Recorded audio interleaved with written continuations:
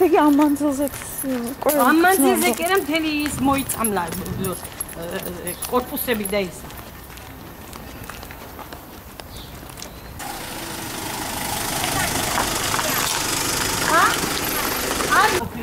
თავბრუსკოლა ზოგადი ინტოქსიკაციის სურათია ზუსტი იყო შემდგომი მობილე სტაციონარში და რამდენად რთულია სამართლია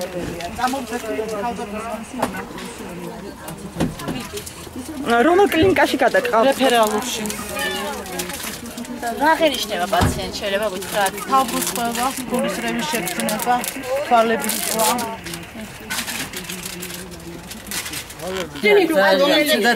თელი უბანი ცუდად არის, თელი გამოსვლა არ შეიძლებოდა პადიესში. ისეთი სუნი იყო. ხო, გენიცალ, ისე ვერავად კარგად. ჩავკეტეთ მე ეს პლასტიკა და მაგან მაინც გვიშველა ცოტა. მაგრამ ლოჟაში მაინც იგრძნობოდა სული.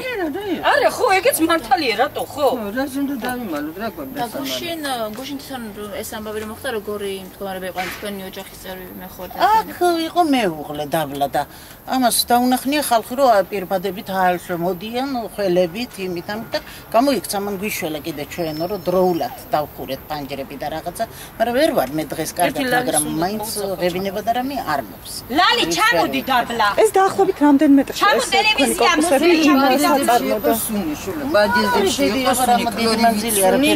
ძალიან აი შხამიანი აი ზიზღია ის ადამიანის გულისრება იყო ძალიან ცუდი სუნი იყო ძალიან აი აქეთ გვიშენებენ კიდე რაღაცას ისიც ქიმიურს მე ვაჩვენე ეხლა ვერ არიან კარგი ვინც გამოდის ცუდად ხარ ვინც გამოდის ეძახიან ცუდად ხარ